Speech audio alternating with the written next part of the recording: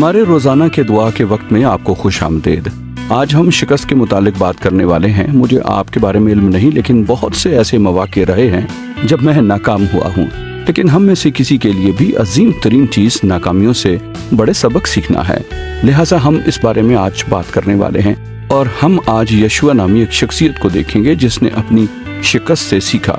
लिहाजा आइए आज अभी उस सच्चाई की जानिब चले। हम में से हर किसी ने किसी वक्त खुदा को नाकामी दिलाई है। सवाल यह है कि क्या होता है। ये कलीद है। हम बाइबल मुकद्दस में एक शख्स को पाते हैं जिसने खुदा को शिकस्त दिलाई। वो खुदा के लोगों का एक रहनुमा था, लेकिन उसने कैसे रद्द अमल जाहिर किया। और हमने ये पाया कि ये अक्सरियत होता है जब हम फतह पाते हैं। ये उसके फौरन पहले या फौरन बाद में होता है कि हम अपनी एक बड़ी शिकस्त का सामना करते हैं। यही था जो यशुआ के साथ हुआ। चार्ल्स हैडन स्पर्जन, जो तमाम अतवार का एक अजीम मुनाद रहा है, मुनादी का राजा कहा जाता है उन्होंने कहा कि उनकी सबसे बड़ी शिकस्त, उनकी सबसे बड़ी आजमाइश, उनकी सबसे बड़ी हौसला शिकनी अक्सर ऐन एक बड़ी फतह से कबल आई या फिर एक अजीम फतह के बाद। मैंने अपनी जिंदगी में भी इसे सच पाया है। एक शख्स था जिसने यकीनन इसे सच पाया है और वो यशुआ था।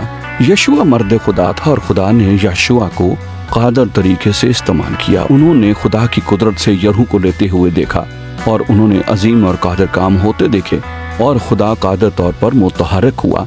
दर हकीकत बाइबल कहती है कि यशुआ पूरे इसराइल में मशहूर हो गया और लिहाजा जो कुछ खुदा ने किया था वो उसके बायस इतना मशहूर हो गया।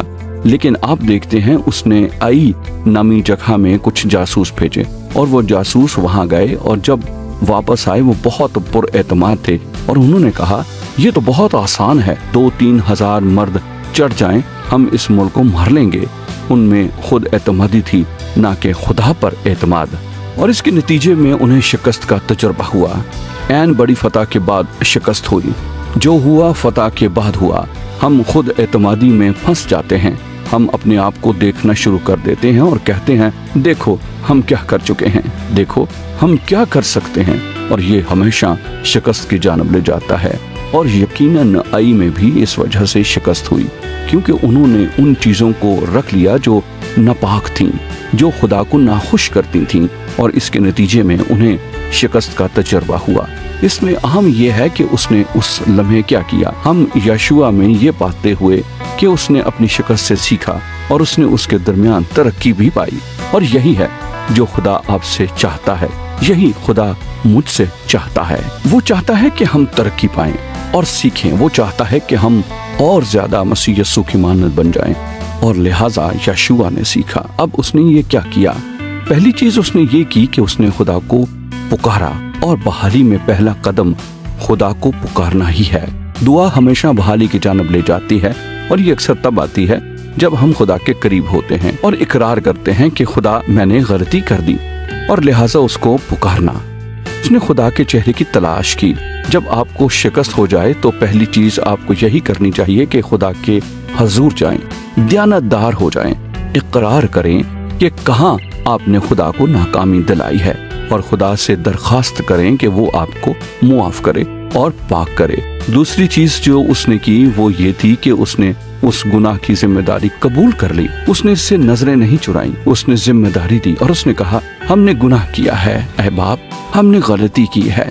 उसने गुनाह को गुनाह जान लिया। उसने उसके साथ खेल खेलने की कोशिश नहीं की, नहीं, उसने कहा हमने गुनाह किया है, हम नापाक हुए हैं और यही खुदा चाहता है। और फिर एक तीसरी चीज थी जो यशुआ के साथ हुई और वो ये थी कि उसने गुनाह की संजीदगी को देखा। उसने गुनाह के नताइज को देखा। गुनाह के हमेशा कुछ नताइज होते हैं। अब बस खुदा का फजल हमें मुआफ करेगा, खुदा का फजल हमें पाक करेगा, लेकिन नताइज मौजूद हैं, कभी जिस्मानी कभी रूहानी, लेकिन गुनाह के नताइज होंगे। हमें समझने की जरूरत है कि गुनाह कितना खतरनाक है। ये आपको उन तमाम चीजों से दूर रखेगा जो खुदा के पास आपको लाती हैं। लिहाजा समझें गुनाह कितना खतरनाक और ये संजीदा बात है। गो के यशुआ ये समझ चुका था, उसने इससे सीख लिया।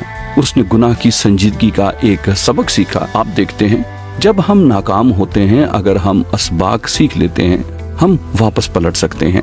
और फतह को देख सकते हैं।